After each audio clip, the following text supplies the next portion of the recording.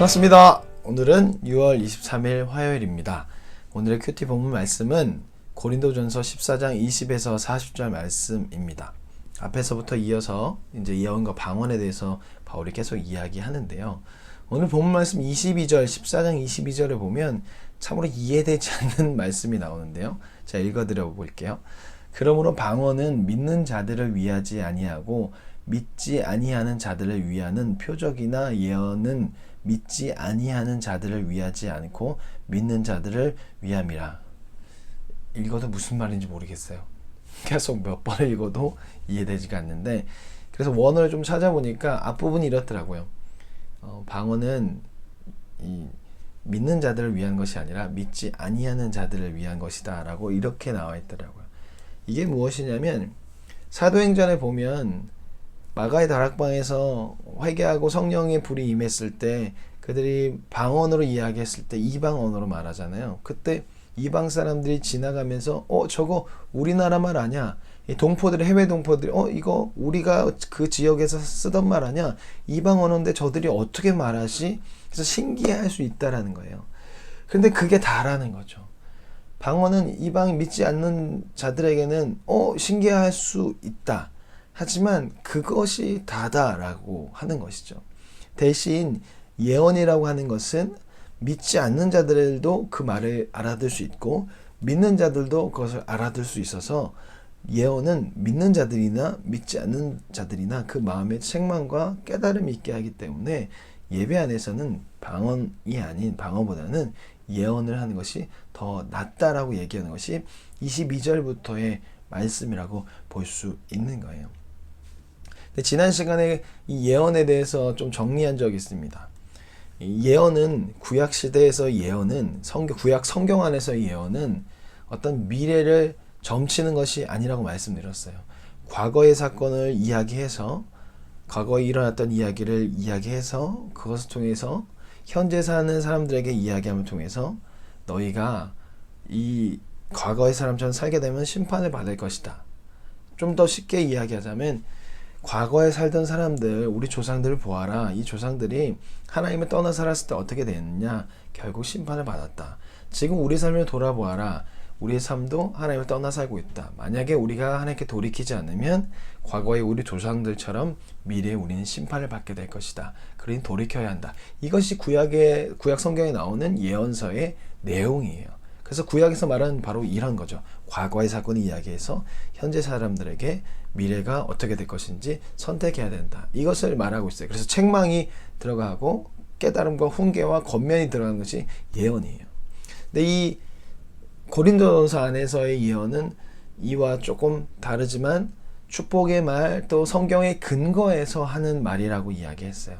그래서 여기서 말하는 예언의 뉘앙스는 약간 구약 성경의 그 예언과 또 축복과 권면의 그것이 합쳐진 것으로 보여져요. 그래서 이 성경에 있는 말을 토대로 그 예배 안에서 이야기함으로 읽어줌을 통해서 그 사람이 책망을 받기도 하고 깨달음을 받기도 하는 것, 그리고 하나님이 우리를 사랑하십니다는 축복의 말을 들음을 위해서 내가 하나님이 나를 이렇게 사랑하는데 내가 하나님을 사랑하지 못했구나 해서 돌이킬 수 있게 하는 것, 그것이 바로 여기서 말하는 예언이라고 볼 수 있습니다.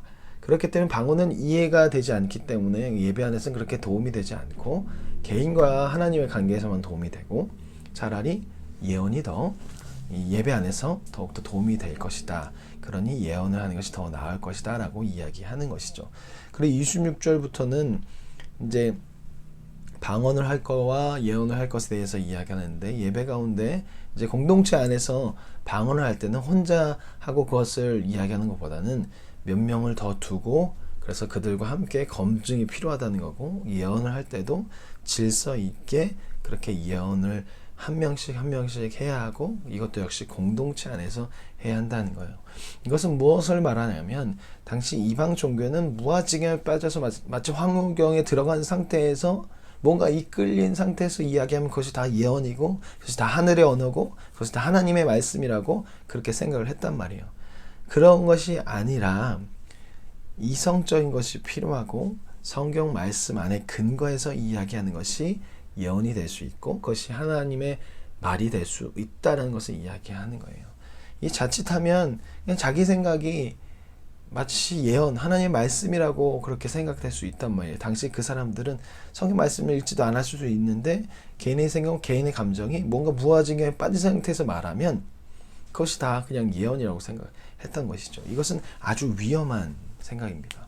오늘날에도 이렇게 사역하는 사람들이 참 많이 있죠. 뭐 신사도 운동하는 사람들, 이 뒷부분에서도 이야기하겠지만 마치 성령을 자기 마음대로 조종할 수 있다고 생각하고, 그러니까 어떤 근거도 없이, 성경의 근거 없이 그냥 하나님께서 말씀하셨습니다라고 말하는 것들, 이건 아주 위험한 겁니다.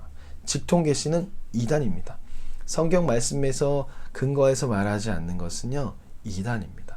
그래서 하나님께서 말씀하셨습니다, 좋지 못한 것입니다. 이런 생각이 들었습니다. 그것도 성경 안에 근거해야 되는 거예요. 내 생각이 하나님의 말씀이라고 선포되는 순간 그것은 위험한 것이 될 수 있습니다. 한동안 이런 것이 많이 했어요. 하나님의 음성 듣는 방법. 저도 물론 그 훈련을 받았습니다. DTS, DS, 제자훈련, 제자학교 그런 데서 하나님의 음성 듣는 방법, 조이도 우슨, 존도 우슨 그들의 책을 보고 그렇게 훈련을 받았는데 위험한 일들이 많이 벌어졌어요. 저도 같이 훈련 받았던 사람 중에 한 명이 교회에 들어가서 이렇게 말했다는 걸 들었어요. 이 공동체 안에서 막 삶을 나누는데 어떤 여성이 저는 미국을 유학하려고 준비하고 있습니다. 근데 갑자기 그분이 혼자서 중얼대더니 저와 같이 훈련받았던 사람이 그 자매에게 자매님, 제가 하나님이 말씀하신데 자매님 미국 가지 말라고 얘기했어요. 이게 뭐 점쟁이도 아니고 아주 위험한 생각이죠. 뭐 성경적인 것이 하나도 없고 그 예언이 예수님과 연결되지도 않잖아요. 아주 위험한 거예요.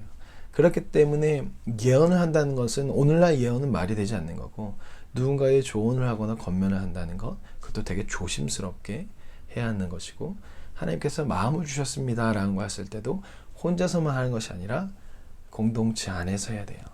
어떤 과정 안에서 부부가 무언가 선택을 할 때도 남편이 어떤 마음을 받았다고 해서 그것이 하나님의 음성이라고 생각하는 것보다는, 하나님이 주신 마음이라보다는 아내와 함께 같이 듣는 것, 그것이 더욱더 올바르다는 것이죠. 이것을 기억해야 돼요. 내 생각이 예언이 되면 안 돼요. 공동체 안에서 교회에 유익이 되는가 되지 않는가, 그것을 생각해야 되지, 이렇게 하면 될 것 같아, 이것도 조심해야 할 것입니다. 그리고 34, 35절에 보면 여성에 대해서 좀 이야기하는데, 그래서 이 페미니스트들이 이 본문을 가장 많이 싫어하는 본문 중 하나라고 볼 수 있는데요. 이것은 당시 상황을 좀 봐야 됩니다. 고린도전서 안에서 여자의 머리 쓰는 것에 대해서도, 오늘 본문에 대해서도 약간 그 당시의 상황을 좀 보고 이해해야 돼요. 오늘날 그대로 이것을 받아들이면 되지 않겠죠. 당시의 상황은 이렇다고 합니다. 고린도 지역이라는 곳이 동서양이 교차되는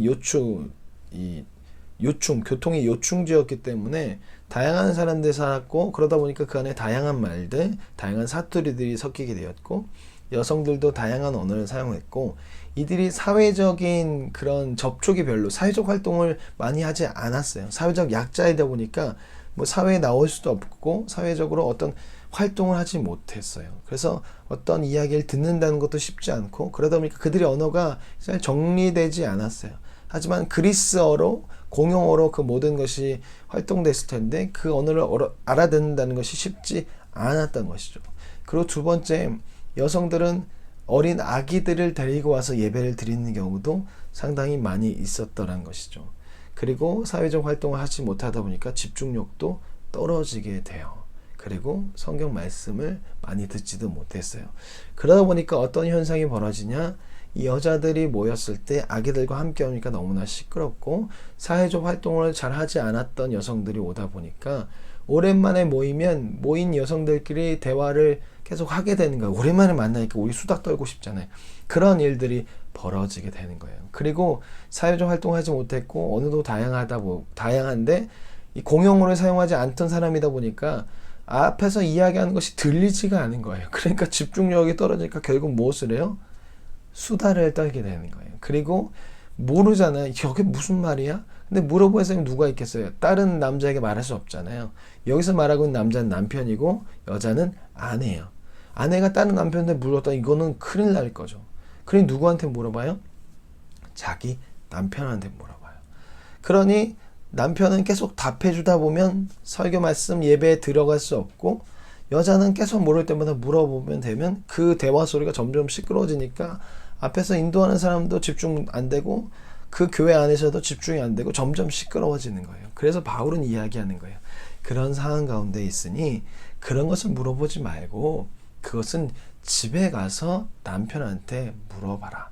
예배 안에서는 예배가 잘 진행될 수 있도록 조용히 하고 궁금했던 것을 잘 적었다가 집에 가서 남편한테 물어봐라 하는 것이 바로 오늘 본문의 말씀입니다. 그리고 마지막에 36절부터는 자신이 스스로 신령한 사람이라고 생각하지 말아야 한다고 이야기합니다. 스스로 신령한 사람, 어떤가 무언가 은사를 체험했고 내가 누군가에게 예언을 한 적도 있다.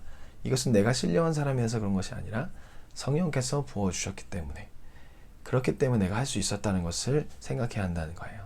신사도가 위험한 이유는 그들이 성령을 조종하려고 하기 때문이에요. 그래서 은사 집회, 치유 집회, 마음 먹으면 성령 아무 때나 부를 수 있는, 그렇게 생각해 버리는 것이라서 위험합니다. 성령은 우리가 조종할 수 있는 것이 아니에요. 우리가 부른다고 오시고 부른다고 와서 뭔가 사역하시는 분이 아니라는 것이죠. 성령도 역시 하나님입니다. 우리가 경외하고 두려워해야 할 분이 바로 성령입니다. 성령은 우리가 조종할 수 있는 분이 아닙니다. 그것을 기억해야 돼요. 우리가 신령할 수 있는 것은 그분께서 우리에게 선물을 주셨고 우리를 사랑해 주셨기 때문입니다. 이것을 기억해야 할 것입니다. 오늘 말씀을 잘 기억하면서 큐티 하실 때, 또 우리가 살아갈 때 조심해야 할 부분, 성령에 대해서 조심해야 할 부분을 잘 기억하시고, 또 주일 설교 때, 어제 설교 때 이 성령에 대해서 신령을 좀 설명한 부분이 있으니까 좀 더 궁금하시다면 어제 주일 예배를 다시 한번 보시면 도움이 될 거라고 생각합니다. 한마디로 정리하면 신령한 것, 성령은 예수님과의 관계가 있느냐 없느냐, 없으면 가짜고 있으면 진짜다. 그것이 한마디로 정의할 수 있습니다. 오늘 하루도 주님 은혜 가운데서 잘 살아가시고 하나님을 더욱더 사랑하고 예수님을 더욱더 사랑하는 하루가 되십시오.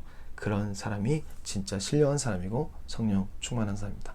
그러면 내일 뵙겠습니다. 안녕히 계세요.